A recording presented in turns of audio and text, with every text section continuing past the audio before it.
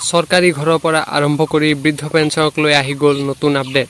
যিসকল মানুহে নতুনকৈ মোৰ চেনেলত ভিজিট কৰিছে তেওঁলোকে মোৰ এই চেনেলটো ছাবস্ক্ৰাইব কৰিব, যাতে সদায় এনেকুৱা আপডেটবোৰ আপোনালোকে মোৰ চেনেলত পাই থাকে। তো আহক প্ৰথমতে বৃদ্ধ পেঞ্চনক লৈ আপডেটটো আমি জানি লওঁ। তাৰ পাছত চৰকাৰী ঘৰৰ সেই নতুন আপডেটটো আপোনালোকৰ বাবে আগবঢ়াম। এতিয়া আপোনালোকে মোৰ ভিডিঅ'ত স্ক্ৰীনত এখন আপডেট পোষ্ট দেখিবলৈ পাইছে। ইয়াতে বৃদ্ধ পেঞ্চনক লৈ কি উল্লেখ কৰিছে মই জনাই আছোঁ। ইয়াতে প্ৰথম লাইনতে লিখিছে যে old age pension increased from 250 to 400, মানে যিসকল পেঞ্চনাৰে ইমান দিনে বৃদ্ধ পেঞ্চন পাই আহিছে তেওঁলোকে 250 টকা সলনি এতিয়াৰে পৰা 400 টকাকৈ লাভ কৰিব। কেৱল এইসকল পেঞ্চনাৰে লাভ কৰিব প্ৰতিমাহে 400কৈ টকা। কোনসকল পেঞ্চনাৰে লাভ কৰিব 400কৈ টকা চাই লওক।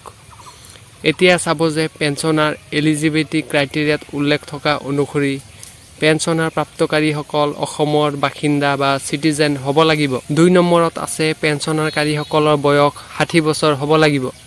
তাৰ পাছত 3 নম্বৰত কোৱা হৈছে পেঞ্চনাৰসকল বিল' পভাৰ্টি লাইন বা চমুকৈ BPLৰ হোল্ডাৰ হ'ব লাগিব। আৰু 4 নম্বৰত কোৱা হৈছে পেঞ্চনাৰসকল অন্য চৰকাৰী পেঞ্চন প্ৰাপ্ত হ'ব নালাগিব। এতিয়া আপোনালোকক দেখুৱাইছোঁ যে চৰকাৰী ঘৰক লৈ মন্ত্ৰী পীযুষ হাজৰিকা ডাঙৰীয়াই প্ৰদান কৰা এখন বিশেষ পোষ্ট। ইয়াতে তেওঁ লিখিছে যে গ্ৰামাঞ্চলত সুখৰ হাঁহি প্ৰধানমন্ত্ৰী আৱাস যোজনা গ্ৰামীণৰ অধীনত গাঁৱৰ উন্নয়ন প্ৰতিশ্ৰুতি পূৰণ। তো ইয়াতে তেওঁ ওপৰত লিখা অনুসৰি মই আপোনালোকক বুজাই কৈছোঁ যে তেওঁ পোষ্টখনত কি লিখিছে। তো তেওঁ লিখিছে যে প্ৰধানমন্ত্ৰী গৃহ নিৰ্মাণ আঁচনি গ্ৰামৰ অধীনত লাখ লাখ পৰিয়ালে লাভ কৰিছে পকী ঘৰ।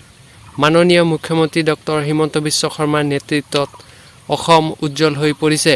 উন্নয়নৰ পোহৰত পকী ঘৰ পোৱাৰ পাছত হাঁহিছে যোগ্য হিতাধিকাৰীয়ে। তো ইয়াৰ পাছত আপোনালোকে যাতে আশীৰ্বাদত এনে সেৱাত নিজকে নিয়োজিত কৰিব পাৰে তাৰ বাবে প্ৰতিশ্ৰুতিবদ্ধ।